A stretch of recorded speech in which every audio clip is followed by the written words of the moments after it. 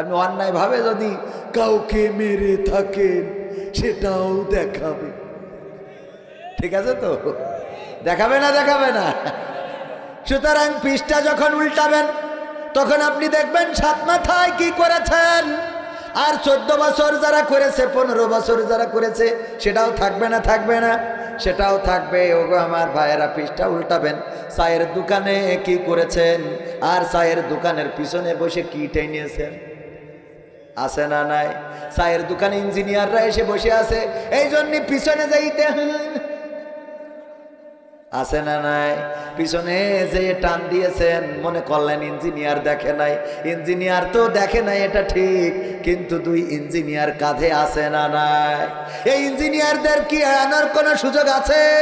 তাই নয়, শুধু তাই নয়, ওগো আমার ভাইয়ের, আজকালকার যুবকেরা অনেক রকম নেশা করে থাকে। কেউ আটা খায়, কেউ ডান্ডিস, আবার কেউ হাতের মধ্যে ডলে, আছে না নাই?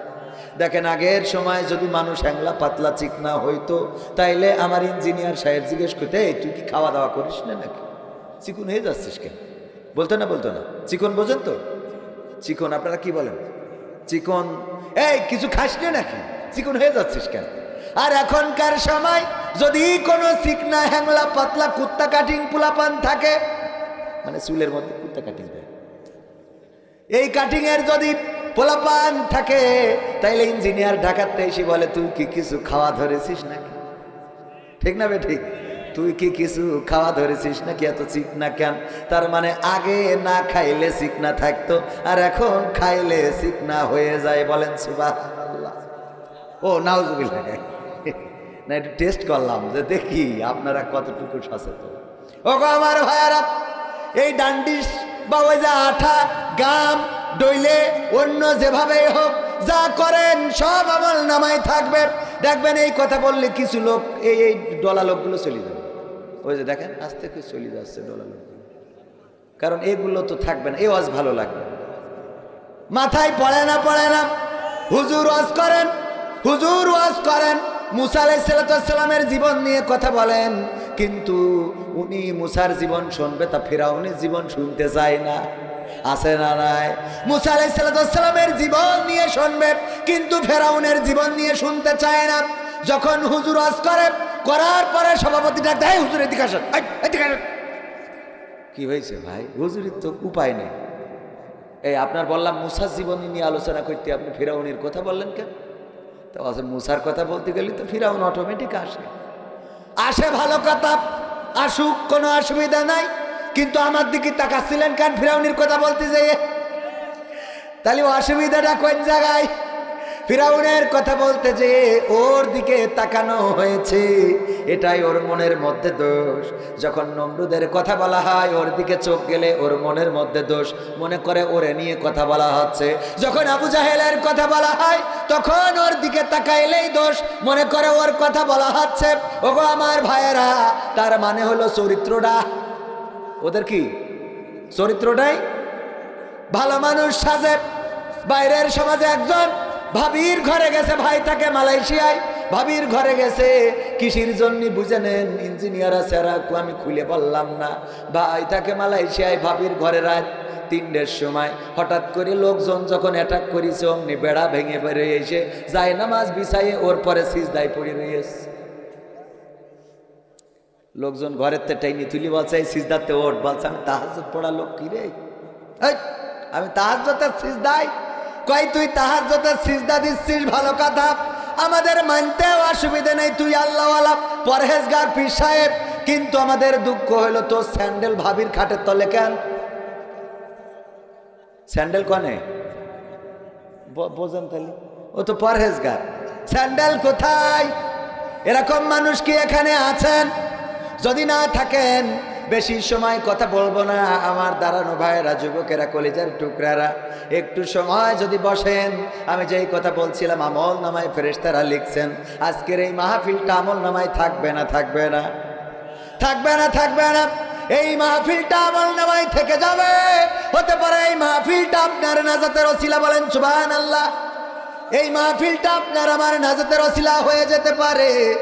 আর আমরা যদি মনে করি না আমরা থাকবো না, তাইলে বুঝে নেবেন আমার আল্লাহ বলেছেন ইয়া আইয়ুহাল্লাযীনা আমানু দুখুলু ফিস সিলমি কাফা ওয়া লা তাত্তাবিউ খুতুওয়াতিশ শাইতান ইন্নাহু লাকুম আদুউম মুবিন।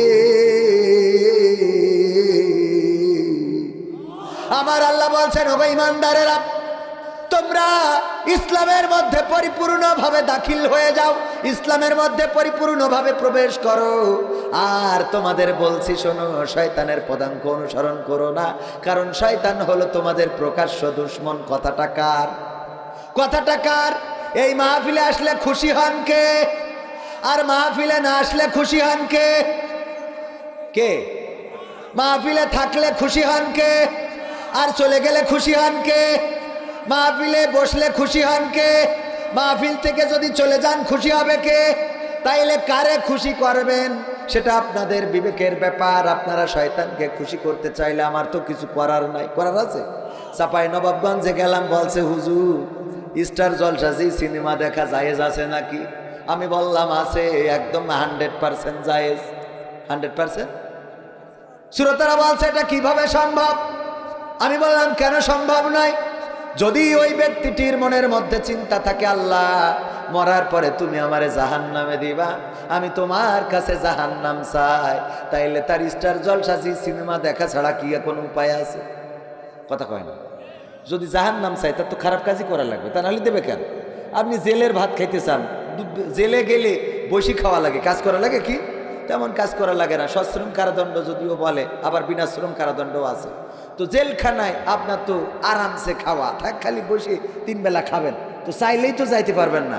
আপনার প্রথমে এসে আমার ভাইজানের মাথার পরে বাড়ি দিতে হবে, তারপরে ও মামলা দেবে, তারপরে জেলে যাইতে পারবেন, ঠিক কিনা? তো আপনার শয়তানি না করলে তো জেলের ভাত খাওয়া হবে না, হবে? তো আপনি যদি জাহান্নামে যাইতে চান তাইলে শয়তানের পিছন দিয়ে যাওয়ার দরকার আছে না নাই? এই মাহফিল আল্লাহ রাসূলের ভাষায় রিয়াজুল জান্নাত। দুনিয়ার এই রিয়াজুল জান্নাতে যদি কারোর প্রবেশ করার, কারোর থাকার সৌভাগ্য না হয়, তাইলে সে জান্নাতে থাকবে কি করে? কথা কয় না। এই জায়গায় থাকার ধৈর্য তো থাকা লাগবে নাকি? আপনি ম্যাট্রিক পর্যন্ত পড়লি, তারপর তো এসএসসি পাস দিয়েছেন। উনি ইঞ্জিনিয়ার তো পাকামো করি হয়নি। একজন পাইছনি নিয়ে মাঠে যেয়ে গরুর পিছনে বাড়ি দেয়, আর একজন সকাল না হতেই কলেজে যায়, রাত 10টা 1টা পর্যন্ত বই পড়তে পড়তে মাথা খারাপ হয়ে যায়। তো ইঞ্জিনিয়ার এ হবে না, তো ওই যে নাঙল চেষি বেড়াই ও হবে? কথা কয় না। তো জান্নাতের মালিক এই শীতের মধ্যে এখানে আপনারা যারা বসে আছেন তারা হবেন না, তো এখান থেকে যারা রাগ দেখাই চলে যাবেন ওরা হবে। আপনি যদি ভালো হন তাইলে প্রমাণ করবেন, যদি আল্লাহওয়ালা হন, যদি আল্লাহর পথের পথিক হন। আমার ধারণা যদি ভুল হয় তাহলে এখানে বসে প্রমাণ করে দেবেন আপনি একজন মুসলমান, আল্লাহর পথের লোক। আর যদি চলে যান তাইলে কিন্তু আমার কথা না, শয়তানের, আল্লাহর কথা অনুযায়ী শয়তানের পথে চলে যান। কার কথা অনুযায়ী? কার কথা অনুযায়ী? আমার কথা বোঝেননি। আল্লাহর কথা অনুযায়ী শয়তানের পথে চলে যায়। কথাটা কোরআনের সূরা বাকারায় আয়াত নম্বর ভুলে গেছি, সূরা বাকারার মধ্যেই রয়েছে। আল্লাহ বলছে যে তোমরা প্রবেশ করো ইসলামের মধ্যে পরিপূর্ণভাবে, আর শয়তানের পদাঙ্ক অনুসরণ করো না, কারণ সে তোমাদের প্রকাশ্য দুশমন। এখন মাহফিলে বসলে শয়তান তো এটা ভালো চোখে দেখবে না, দেখবে? সুতরাং যে চলে যাবে সে শয়তানের পিছন দিয়ে যাবে, মানে শয়তান ডেকে নিয়ে যাচ্ছে, আয় আয় আয়। এরকম আছে না নাই? আবার সবাইকে আল্লাহ কবুল করবে না এই মাহফিলের জন্য, করবে? সবাইকে কবুল করবে না। আল্লাহ ওমরকে দেখেন, ওমর মাথা কাটতে গেল আল্লাহ রাসূলের, কার? আল্লাহ রাসূলের মাথা কাটতে গেল। ও আমার ভাইয়েরা, আল্লাহ রাসূলের মাথা কাটতে যাওয়ার পরে সেই ওমর আবার রাসূলের কদমের কাছে এসে তরবারি রেখে বলল, আল্লাহ রাসূল আমাদের ভুল হয়েছে, আল্লাহ যেন আমাকে ক্ষমা করে দেন। ওগো রাসূল, আমি আপনার হাতে হাত রেখে কালেমা পড়ে মুসলমান হতে চাই, বলেন সুবহানাল্লাহ। সুতরাং যদি কেউ ভুল করে তাইলে ক্ষমা আছে না নাই? ক্ষমা করার মালিক কে? আর যদি আমার ভুল ধারণা হয় তাইলে আল্লাহ যেন আমাকে ক্ষমা করেন, বলেন আমি। কারণ আমি একজন ধরেন উঠে চলে যাচ্ছে, আমি বললাম দেখেন গাঁজা খোঁজ যাচ্ছে, আসলে সে দেখা যাচ্ছে খুব আল্লাহ পিসাবে চাপ লেগেছে, এমন হইতে পারে না? কথা কয় না। তার মানে আমরা মানুষ, আমাদের কথা স্লিপ অফ টাং, অথবা আমাদের কথার ক্ষেত্রে রাত্রে একজন নামাজ পড়তেছে, নামাজ পড়ার জন্য উজু করতেছে পুকুর পাড়ে। এখন উজু করা দেখে ওই পাশে আরেকজন চোর এসে গোসল করতে, চোর মনে করতেছে ওই পাশে মনে হয় আর এক হাজি চুরি করে আসবে। ঠিক না বে ঠিক? এরকম মনে করে না? করে না? এই জন্যে আমাদের ধারণাগুলো যদি ভুল হয়, আল্লাহ যেন দাড়ি রাখে অনেকেই, দাড়ি দেখে অনেক মানুষ প্রতারিতও হয়। আমার গ্রামে একজন ছিল, দাড়ি রেখে গুড় বিক্রি করতো, শীতের সময় গুড় হয় না, তো উনি যদি কেউ গুড়ে কাঠি মারতেছে তো বলতো, ভাই দাড়ি রেখে মিথ্যে কথা বলছি আপনার সাথে। হ্যাঁ, তো গুড় নিয়ে যাইয়ে দেখতো যে উপরে দানা গুড়, নিচেই ঝুলা গুড়। তো পরে যখন এসে মানে আইসে বলতে কি সবাই তো আর আসে না, কোনো একজন এসেছে প্রতিবাদ করার জন্য, মিয়া তুমি দাড়ি রেখে এই গুড়ের ব্যবসা করো, আমারে এত বড় প্রতারণা করলে, তোমার মুখে দাড়ি বললে দাড়ি দেখেও তোমার বিশ্বাস হচ্ছে না। তো বলছে, ভাই এ দাড়ি আসলে রাসূলের দাড়ি না, এ দাড়ি হলো আমার গুড় বেচা দাড়ি। কি দাড়ি? কি দাড়ি? গুড় বেচা দাড়ি। এখন গুড় বেচা দাড়ি, এখন দাড়ি দেখেও আমরা মাঝে মাঝে প্রতারিত হই না? হয় না? ওগো আমার ভাইয়েরা, এবার আসুন আলোচনায় ফিরে আসি, বেশি সময় নেব না। কুতুবিয়া কুতুনিয়া নূর কুতুনিয়া পীরপাল নুরানি হাফেজিয়া কওমিয়া মাদ্রাসার উদ্যোগে তৃতীয় বার্ষিক ইসলামী জলসায় সভাপতিত্ব করছেন বীর মুক্তিযোদ্ধা আলহাজ AHM জহুরুল ইসলাম সাহেব, অবসরপ্রাপ্ত সেরেস্তাদার জজ কোর্ট বগুড়া। প্রধান অতিথি হিসেবে আপনার এলাকার গণমানুষের নেতা, গণমানুষের প্রিয় মানুষ, পরিচিত মুখ, প্রিয় ভাজন, ব্যবস্থাপনা পরিচালক স্কাইটাস design and holdings limited, Uttara, Dhaka, engineer Mohammad Abdul Wahab সাহেব BSc। এছাড়া আলোচনা করেছেন আমার আগে জনাব মাওলানা মোহাম্মদ মশিউর রহমান, হাফেজ মাওলানা মুজাক্কির হুসাইন। পৃষ্ঠপোষকতায় রয়েছেন মোহাম্মদ বখতিয়ার আলম, অবসরপ্রাপ্ত সচিব, শিল্প মন্ত্রণালয়, এবং সহসভাপতি হিসেবে আছেন তানভীর কবির তন্ময়, মোহাম্মদ মহিদুল হাসান পান্না। উপবিষ্ট দিনদার ইমানদার মুসলমান ভাই বাবাজিরা, আমার যুবকেরা, কলিজার টুকরা সোনার ছেলেরা, যাদের দিয়ে এই সমাজ পরিবর্তন সম্ভব, যারা দাঁড়িয়েছিল বলে, যারা জেগেছিল বলে এই সমাজের পরিবর্তন এসেছিল। ঠিক না বে ঠিক? যারা রাজপথে নেমেছিল বলে স্বৈরাচার পালিয়েছিল, যারা রাজপথে দাঁড়ানোর কারণে 5ই আগস্টে আমরা কথা বলার স্বাধীনতা ফিরে পেয়েছি। আমার কলিজার টুকরারা, দাঁড়ানো অনেক যুবক আছে, বসা অনেক কিশোর আছে, তরুণ আছে, পর্দার অন্তরালে মা এবং বোনেরা, সবাইকে অন্তরান্তরস্থল থেকে সালাম জানাচ্ছি, আসসালামু আলাইকুম ওয়া রাহমাতুল্লাহি ওয়া বারাকাতুহু। আমরা আল্লাহর শুকরিয়া আদায় করছি যে মহান রব দয়া করে মায়া করে আমাদেরকে মানুষ হিসাবে সৃষ্টি করেছেন, এবং আজকের এই মাহফিলে যেভাবেই হোক আল্লাহ কবুল করেছেন। আমরা সবাই ভাগ্যবান, এখানে যারাই এসেছি, যারা শুনছি, সবাই কি ভাগ্যবান? আল্লাহ ভাগ্যবান হিসাবেই কবুল করেছেন, বলেন সুবহানাল্লাহ। আল্লাহ চাইলে এই সময় অনেক মানুষ হাসপাতালের বিছানায় আছে না, একটু রক্তের প্রয়োজন, একটু অক্সিজেনের প্রয়োজন, একটা অ্যাম্বুলেন্সের প্রয়োজন, কিন্তু আল্লাহ সেই জাতীয় মুসিবত থেকে মুক্ত করে সুস্থ রেখেছেন, হাত পা চোখ কান নাক মুখ সব দিয়েছেন, এবং এই মাহফিলে আসার বসার দাঁড়ানোর থাকার সৌভাগ্য দিয়েছেন। সে আল্লাহর শুকরিয়া আদায় করে বলছি আলহামদুলিল্লাহ। আলহামদুলিল্লাহ একটু জোরে বলা যাবে? আমার দাঁড়ানো ভাইয়েরা বলেন আলহামদুলিল্লাহ। আল্লাহর শুকরিয়া আদায় করব কেন? আপনি যে এখানে দাঁড়িয়ে আছেন, এই শক্তিটাও দিয়েছেন কে? আল্লাহর দেওয়া শক্তি নিয়ে দাঁড়িয়েছেন। আমি বলি, চোর যদি চুরিও করে তাও শুকরিয়া আদায় করতে হবে কার? কারণ কি? কারণ চোর চুরি করতে যেয়ে চোখ না থাকলে ওরে ছাগল চুরি করতে বললি কুত্তা চুরি করে আনতো। ঠিক না বে ঠিক? চোখ যদি না থাকতো সোনা চুরি করতে যেয়ে সিটি গোল্ড নিয়ে আসতো, চুরি করতে যেয়ে একটা খুলতে যেয়ে আরেকটা নিয়ে আসতো, ভালো টাকা না এনে জাল টাকা নিয়ে বসে থাকতো। এরকম চোখ না থাকলে সমস্যা হতো না? হতো না। সুতরাং যে আল্লাহ চোখ দিয়েছে, এই আল্লাহর শুকরিয়া আদায় করার দরকার আছে না নাই? বলেন আলহামদুলিল্লাহ। আল্লাহ আমাদেরকে কোরআনের জন্য কবুল করেছেন, ইসলামের জন্য কবুল করেছেন। ওগো আমার ভাইয়েরা, ওগো আমার বোনেরা, ওগো আমার মায়েরা, ওগো আমার যুবকেরা, ওগো আমার কিশোরেরা, ওগো আমার আল্লাহর বান্দারা, কোরআনের কথাগুলো শোনার জন্য আল্লাহ রাব্বুল আলামিন পবিত্র কোরআনে বলেছেন, ওয়াইদা কুরিয়াল কুরআনু ফাসতামিউ লাহু ওয়া আনসিতু লাআল্লাকুম তুরহামুন। আমার আল্লাহ বলছেন, আমার কথা না, আমার আল্লাহ বলছেন, যখন তোমাদের সামনে কোরআন তেলাওয়াত করা হয়, কোরআন থেকে পড়া হয়, কোরআন থেকে বলা হয়, তখন তোমরা তোমাদের হৃদয়ের কান দিয়ে শুনবে, যাতে করে চুপ থাকবে এবং হৃদয়ের কান দিয়ে শুনবে, যাতে করে তোমাদের উপরে আল্লাহর রহমত বর্ষণ হতে পারে। বলেন সুবহানাল্লাহ। কথাটা কার? তাই আল্লাহর কথা শোনার জন্য আমরা একটু নীরবতা পালন করার দরকার আছে না নাই? আমরা একটু নীরবতা দিয়ে হৃদয়ের কানটা খুলে দিই। আল্লাহ রাব্বুল আলামিন চাইলে আমাদের আজকের এই আলোচনা হেদায়েতের ওসিলা হতে পারে, আবার এই আলোচনাটা আমাদের হেদায়েত থেকে দূরেও নিয়ে যেতে পারে না, পারে না। কারণ সব ওয়াজ শুনে সবার হেদায়েত হয় নাই। ওমর রাদিয়াল্লাহু তাআলা আনহু আল্লাহর নবীর মাথা কাটতে গেল, সাহাবীরা খবর দিল, ওগো নবী, আমরা কিন্তু আজকে ওমরকে ছাড়ব না, কারণ সে আপনার মাথা কাটতে আসছে, আমরা তাকে মেরে ফেলব। আল্লাহর নবী বললেন, ওগো আমার সাহাবীরা, ওমরকে আমার কাছে আসতে দাও। যখন রাস্তাটা ফাঁকা করে দিল, ওমর রাদিয়াল্লাহু তাআলা আনহু আসলো। আসার পরে আল্লাহর নবী ওমরের বাহুতে নাড়া দিয়ে বললেন, ওগো ওমর, তোমার হৃদয়ের পরিবর্তন কি এখনো হয় নাই? তোমার মনের চিন্তা চেতনার পরিবর্তন কি এখনো হয় নাই? ওমর রাদিয়াল্লাহু তাআলা আনহু তরবারিটা আল্লাহর রাসূলের কদমের কাছে রেখে বললেন, ওগো রাসূল, যেই তরবারি দিয়ে আপনার মাথা কাটতে এসেছিলাম, এই তরবারি আপনার কদমের কাছে রেখে দিলাম। আর আমি ওমর বলে দিচ্ছি, শুনে নেন, আজকে থেকে আপনার কাজে যারা বাধা দেবে, আমি ওমর তাদের মাথা কেটে ফেলবো। বলেন সুবহানাল্লাহ। আমার যুবকদেরকে এমন করে আল্লাহ কবুল করতে পারে না, পারে না? এই এলাকার যুবকেরা, সোনার মানুষেরা, কলেজার টুকরারা, আমার সোনার ছেলেরা, কেউ রাগ করা যাবে না, কেউ অভিমান করা যাবে না।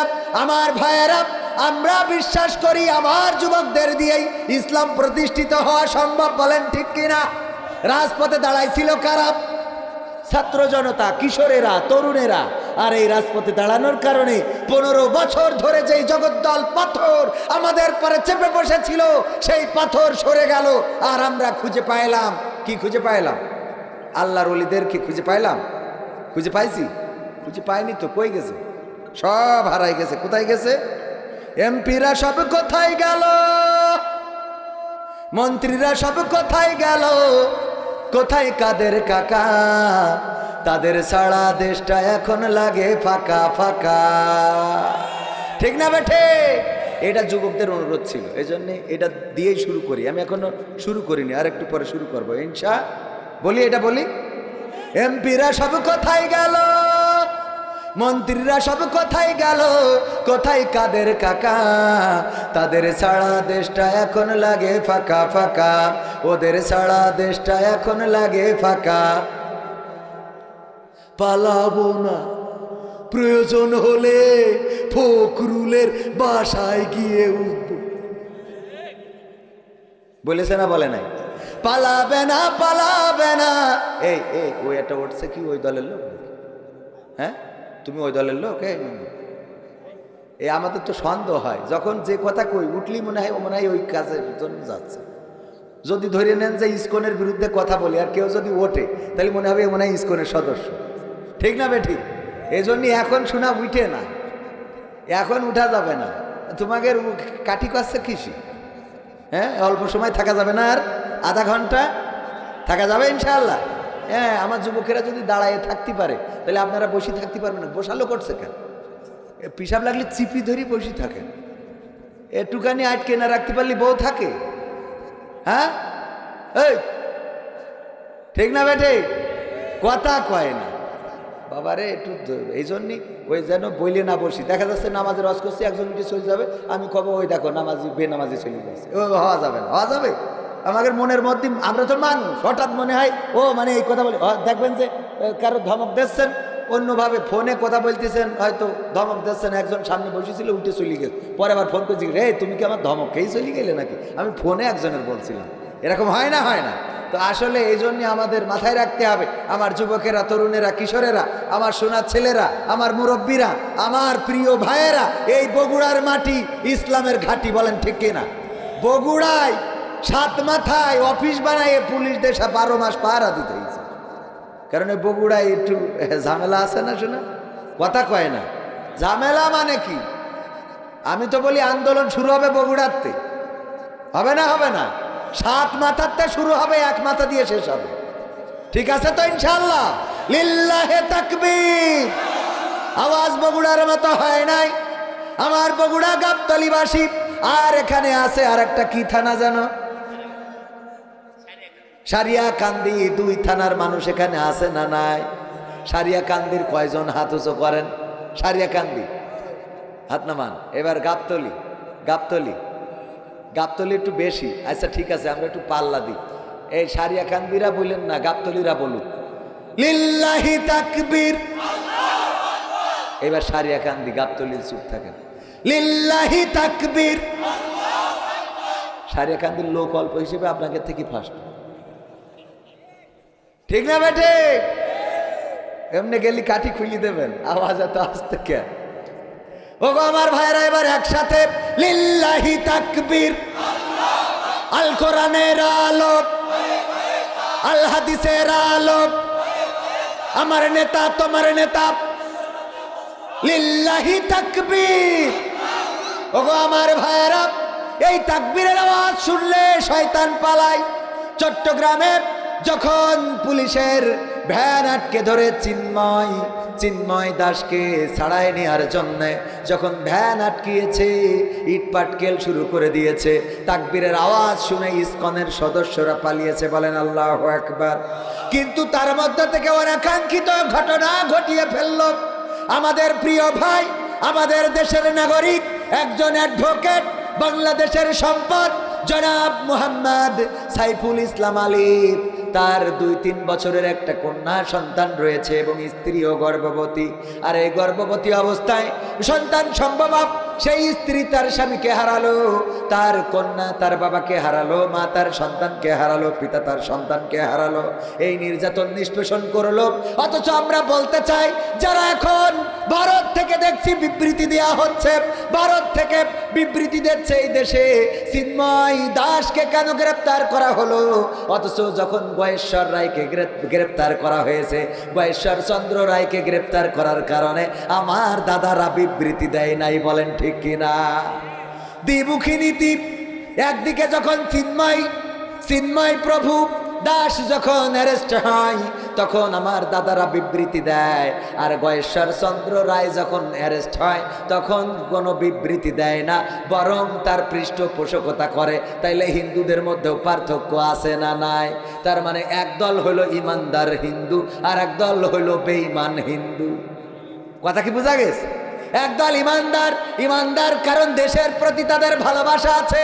এই দেশকে গোলামের রাষ্ট্র বানাতে চায় না, এই দেশকে প্রদেশ বানাতে চায় না, এই দেশ নিয়ে ষড়যন্ত্র করতে চায় না, এই দেশের পক্ষে কথা বলে। এই জন্য ওই হিন্দুরা যখন নির্যাতিত হয়, যখন আমার বিশ্বজিৎকে কুপিয়ে হত্যা করা হলো, ঢাকা শহরে বারবার চিৎকার করে বলল, আমি শিবির নই, আমি হিন্দু, আমি হিন্দু, আমি হিন্দু, আমি শিবির নই। তারপরেও তাকে কুপিয়ে হত্যা করা হলো। তখন আমার দাদারা কোনো কথা বলল না। আর যখন চিন্ময় গ্রেপ্তার হলো, তখন দাদারা বিবৃতি দেয়। তাইলে বিশ্বজিৎ আর এই চিন্ময়ের মধ্যে পার্থক্য আছে না নাই? আছে না নাই? আবার ওরা পার্থক্য করতে চায় যে এই দেশে সংখ্যালঘু নির্যাতন হচ্ছে। কি করে সংখ্যালঘু নির্যাতন হয়? এই দেশের সবচেয়ে বড় আল্লাহওয়ালা ইমানদার যিনি ছিলেন, যার পরিবার এসেছিল ইসলাম প্রচার করার জন্য, বঙ্গবন্ধুর পরিবার, সেই পরিবারের কন্যা জননেত্রী শেখ হাসিনা যায় নামাজ খুঁজতো, সকালবেলা আগে উঠে নামাজ পড়ে কোরআন পড়ে দিনের শুরু করত। তারই আমরা দেশে রাখলাম না। ও কি সংখ্যালঘু নাকি? কথা কয় না, কথা বোঝেননি? যে সকালবেলা আগে উঠেই যায় নামাজ খুঁজতো কনে, হ্যাঁ, তারপরে পবিত্র কোরআন পড়ে দিনের শুরু করত, আর আমরা তাকেই এই দেশে রাখলাম না। আর দাদারা বলে আমরা নাকি সংখ্যালঘু নির্যাতন করি, অথচ বঙ্গবন্ধুর পরিবার ইসলাম প্রচারের জন্য এসেছিল, আমরা সেই পরিবারের তাই ঠিক মতো এই দেশে রাখতে পারলাম না। ঠিক না বে ঠিক? এরপরে আমার ওবায়দুল কাদের কাকা আল্লাহওয়ালা পীর সাহেব, খেলা হবে জলে জলে, মানুষ বাসে কয়দিন, 16 বছর তো চলেই গেল, ঠিক না বেটে? সেই ওবায়দুল কাদের কাকা, সেও আল্লাহওয়ালা, সেও একজন পরহেজগার ব্যক্তি। এরপরে সবচেয়ে বড় পরহেজগার, যার দোয়া নিয়ে আমাদের দেশ আমরা আগাই নিছিলাম, তার নাম হলো দরবেশ বাবা। এই দরবেশ বাবারও আমরা ছেড়ে দিলাম না, দাড়ি কেটে তাই থাকতে পারল না, ঠিক না বেঠে? আবার আমার মানিক্কা বিচারপতি, সেও তো আল্লাহওয়ালা কিনা, দাড়ি রেখে তো টুপি মাথাইতে বর্ডারে যেই ধরা খেয়েছে। হ্যাঁ, দাড়ি রেখে টুপি মাথায় দেওয়ার পরেও সে বিসি রক্ষা করতে পারেনি, ঠিক না বে ঠিক? তাইলে সেও কি সংখ্যালঘু নাকি? না, সংখ্যালঘু না। সুতরাং যারা বলে এই দেশে সংখ্যালঘুদের পরে নির্যাতন হয়, আল্লাহর কসম করে বলি, আমাদের দেশের সংখ্যালঘুরা ডিমের মধ্যে যেমন কুসুম থাকে, তেমন করে আমার দেশে সংখ্যালঘুরা বেঁচে আছে, বলেন ঠিক কিনা?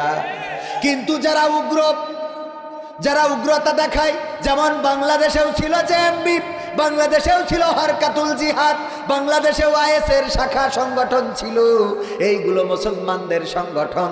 তারপরেও আমরা এই সংগঠনগুলোকে মেনেছি না মানি নাই? আমরা মানি নাই। এই বাংলাদেশে তাদের রাজনীতি করার অধিকার তো দিই নাই, বরং নিষিদ্ধ ঘোষিত জেএমবি সংগঠন, ঠিক কিনা? আমরা সেগুলোকে নিষিদ্ধ করেছি। ও আমার ভাইয়েরা, তেমনি ভাবে হিন্দু যারা আছে, আল্লাহওয়ালা হিন্দু আছে, ইমানদার হিন্দু, তাদের দিক থেকে ইমানদার, আর কিছু আছে জঙ্গি হিন্দু, আর এই জঙ্গি হিন্দু হলো ইসকনের হিন্দুরা, ঠিক আছে তো? তা না হইলে একজন আলিফ, আমার সাইফুল ইসলাম আলিফকে হত্যা করার পরে তারা ফেসবুকে লিখেছে আমরা অসুর হত্যা করলাম, নাউজুবিল্লাহ। কয় অসুর দমন করলাম, ওদের ধর্মীয় ভাষায় অসুর দমন করার কথা বললো। আহারে, ওই কান্দে সাইফুলের মা, অল্প বয়স, মাত্র কয়টা বছর হলো বিয়ে করেছে, একটা ছোট্ট সন্তান, বাবা বাবা বলে চিৎকার করছে। মাকে বলছে, ওগো মা, বাবা তো প্রতিদিন আমার জন্য মিষ্টি নিয়ে আসে, আজকে কেন মিষ্টি নিয়ে বাড়িতে এলো না গো মা? এই সন্তানের কি বুঝ দেবেন? অথচ ইসলাম এমন একটা ধর্ম, আল্লাহ রাসূল সাল্লাল্লাহু আলাইহি ওয়াসাল্লাম এমন একটা সমাজ প্রতিষ্ঠিত করে দিয়েছিলেন ইসলাম দিয়ে, যে এই ধর্মের মানুষেরা, এক পাশে ছিল ইহুদির দোকান আর এক পাশে ছিল মুসলমানের দোকান। রাস্তার ডান পাশে ধরেন মুসলমানের দোকান, বা পাশে ইহুদির দোকান, রাস্তার দুই পাশে দুই দোকান। বিকাল বেলায় একজন কাস্টমার আসলো ইহুদি, সে আসার পরে বলল, তোমার দোকানে এই পণ্যগুলো কি আছে? ওই মুসলমান লোকটি বলল, আছে। তবে তুমি রাস্তার ওই পাশে বা পাশে যেয়ে ওই ইহুদির দোকান থেকে এই পণ্যগুলো কিনে নাও। ইহুদি মনে করলো আমি ইহুদি হওয়ার কারণে মুসলমান হয়তো আমার কাছে পণ্য বিক্রি করবে না, সুতরাং আমি যাই ইহুদির দোকান থেকে কিনে নিই। ইহুদির দোকান থেকে পণ্যগুলো কিনে নিল। তারপরে হঠাৎ করে চিন্তা হলো, এই সমাজে কি এমন সমাজ এসে গেল যে এই সমাজে আমাদের ইহুদিদের সাথে মুসলমানেরা কেনা বেচা করবে না? এই প্রশ্নটা করার দরকার, জানার দরকার। এই জন্যে আবার ওই ইহুদি ঘুরে আসলো মুসলমানের দোকানে, এসে বলল, ওগো আমার মুসলিম ভাই, ওগো আমার দেশি ভাই, আমি তোমার দোকানে আসলাম, যেই পণ্যগুলো চেয়েছিলাম ওই পণ্যগুলো তোমার দোকানে কি আছে? বলল, হ্যাঁ আছে। তাইলে ওই পণ্যগুলো তুমি কেন আমাকে দিলে না? আমাকে কেন ইহুদির দোকানে পাঠিয়ে দিলে? ওই মুসলমান জবাব দিল, ওগো আমার ভাই, সকাল থেকে বিকাল পর্যন্ত আমি দোকান খুলেছি, আর আমার ওই পাশের ইহুদি ভাইও দোকান খুলেছি। আমার সকালে এত বেচা কিনা হয়েছে, এত বেচা কিনা হয়েছে যে আমার চাহিদা পূরণ হয়েছে। ওই ইহুদির দোকানে অত কাস্টমার যায় নাই। আমার বাড়িতে মা আছে, সন্তান আছে, স্ত্রী আছে, তারা প্রতিদিন অপেক্ষায় থাকে আমি বেচা কিনা করে তাদের জন্য কিছু নিয়ে যাব। ওই ইহুদি ভাইয়ের বাড়িতেও তার মা আছে, তার পরিবার আছে, তার সন্তান আছে, তারাও অপেক্ষায় আছে বেচা কিনা করে কিছু বাড়িতে নিয়ে যাবে। কিন্তু তার দোকানে যদি বেচা কিনা না হয়, তাইলে কি নিয়ে যাবে? সন্ধ্যাবেলা মায়ের কাছে কি জবাব দেবে? স্ত্রীর কাছে কি জবাব দেবে? সন্তানের কাছে কি জবাব দেবে? এই কারণে আমি দেখলাম আমার আর বেচা কিনা না হইলেও চলবে, আজকে অন্তত আমার ইহুদি ভাইয়ের কিছু বেচা কিনা হোক। আল্লাহু আকবার। এই ছিল ইসলাম, এই ছিল আমাদের ধর্ম, এই ছিল আমাদের রাষ্ট্র ব্যবস্থা। শুধু তাই নয়, আমার ইবনে আস রাদিয়াল্লাহু তাআলা আনহু যখন দামেস্কের দামেস্কের গভর্নর হিসাবে নিয়োগ পেয়েছেন, তখন হঠাৎ করে খ্রিস্টানেরা চিল্লা ফাল্লা চেঁচামেচি শুরু করলো। খ্রিস্টানেরা চিল্লায়, তাদের পাদ্রী এসে বলল কি হয়েছে? বলল আমাদের যিশু খ্রিস্টের মূর্তি ছিল, ঈসা মাসিহের মূর্তি ছিল, সেই মূর্তির নাক ভেঙে ফেলেছে। আমরা ধারণা করছি এই নাক ভেঙেছে মুসলমানেরা। কারা? মুসলমানেরা। অভিযোগ করলো কারা? খ্রিস্টানেরা। কারা? খ্রিস্টানেরা। দামেস্কের গভর্নর ওমর ইবনে আস রাদিয়াল্লাহু তাআলা আনহু, আল্লাহর নবীর সাহাবী, ওমর নিযুক্ত খলিফা, সে বলল, তাদের পাদ্রী বলল, দেখো এখানে ওমর ইবনে আস আছে, যে ওমরের নিযুক্ত করা গভর্নর, আমরা তার দরবারে যে বিচার দেব, যদি সে বিচার করতে ব্যর্থ হয় তাইলে আমরা আন্দোলন শুরু করে এই দামেস্ক অচল করে দেব। বলল ঠিক আছে, চলো তার দরবারে যাই, তার রাজপ্রাসাদে যায়, তার যেখানে অফিস আছে অফিসে যায়। অফিসে আসলো, ওমর ইবনে আসকে ডেকে বলল, ওগো ওমর ইবনে আস, আমাদের যিশু খ্রিস্টের মূর্তির নাক ভেঙে ফেলেছে, আমরা ধারণা করে নিয়েছি মুসলমানেরা ভেঙেছে, আমরা এর সুষ্ঠু তদন্ত এবং বিচার দাবি করছি। ওমর ইবনে আস বললেন, আমার এর সময় দাও, 2 দিন 3 দিন, একটা সময় বেঁধে নিল, এই সময়টা দাও, আমি এই সময়ের মধ্যে আমি অপরাধীকে তারে খুঁজে বের করব। কিন্তু সেই সময় পার হয়ে গেল, তাও অপরাধীকে খুঁজে পাওয়া গেল না, অপরাধীদের খুঁজে বের করতে পারলো না। তখন তো আর ডিজিটাল যুগ ছিল না যে নেটওয়ার্ক সার্চ দিবে যে কে ওই সময় গিয়েছিল, ঠিক না? তখন তো ডিজিটাল যুগ না, আমাদের সময় ডিজিটাল যুগ আমরা পেয়েছি। ওগো আমার ভাইয়েরা, যখন ওমর ইবনে আস খুঁজে বের করতে পারলেন না, নির্দিষ্ট তারিখে নির্দিষ্ট সময়ে খ্রিস্টানরা আসলো এবং বলল, ওমর ইবনে আস, এখন বলো তুমি কি বিচার করবা, যেহেতু তারে খুঁজে পাও নাই। ওমর ইবনে আস বলল, আমার প্রস্তাব 2টা। কয়টা? 1 নম্বর প্রস্তাব, তোমরা চাইলে তোমাদের যে মূর্তির নাক ভেঙে ফেলেছে ওই নাকটা আবার সুন্দর করে গড়ে নিতে পারো, আবার রংসং করে নিতে পারো, যা খরচ হবে আমি রাষ্ট্রীয়ভাবে তোমাদের দিয়ে দেব। অথবা ওই মূর্তিটা বাদ দিয়ে নতুন আর একটা মূর্তি বানিয়ে নিতে পারো, সেই মূর্তি বানাইতেও যত খরচ হবে সব খরচ আমি রাষ্ট্রীয়ভাবে দিয়ে দেব। সুবহানাল্লাহ। রাষ্ট্রীয়ভাবে মূর্তির খরচ দেয়া দরকার আছে না নাই? রাষ্ট্রীয়ভাবেও দেয়া যাবে ভাইয়েরা আমার। তবে ধর্ম যার যার উৎসব, সবার এই কথা বলে পূজা মণ্ডপে যাওয়া যাবে? যাওয়া যাবে? যাওয়া যাবে না। আমার ভাইয়েরা, এরপরে ওমর ইবনে আস রাদিয়াল্লাহু তাআলা আনহু যখন এই 2টা প্রস্তাব দিলেন, খ্রিস্টানেরা বলল, না আপনার এই প্রস্তাব আমরা মানি না, এটা পছন্দ হয় নাই। আমাদের প্রস্তাব হলো যে আপনারা যেমন আমাদের নবী যিশু খ্রিস্টের মূর্তির নাক ভেঙে ফেলেছেন, তেমনি ভাবে আমরা নবী মুহাম্মাদের মূর্তি বানাবো আর তার নাক ভেঙে আমরা প্রতিশোধ নেব। বলেন নাউজুবিল্লাহ। আমার রাসূলের মূর্তি যদি কেউ বানাতে চায়, আমরা কি বানাতে দেব? আমার রাসূলের যদি কেউ ছবি আঁকতে চায়, আঁকতে কি দেব? আমার রাসূলের নামে যদি কেউ কার্টুন রচনা করে, আমাদের জীবন থাকতে কি তা করতে দেব? না, দেব না, দেব না, দেব না। ওগো আমার ভাইরা, এরপরে ওমর ইবনে আস রাদিয়াল্লাহু তাআলা আনহু বললেন, দেখো তোমাদের যে প্রস্তাব, এই প্রস্তাব মানা যায় না, এই প্রস্তাব আমরা মানতে পারি না। তবে এতটুকু বলি, শোনো, যদি তোমরা চাও তাইলে আমি ওমর ইবনে আসের নাকটা কেটে নিয়ে তোমাদের মূর্তির নাকে বসাই দিতে পারো। আল্লাহু আকবার, আল্লাহু আকবার। কি করতে পারো? আমাদের এই নাকটা কেটে নিয়ে মূর্তির নাকে বসাই দিতে পারো।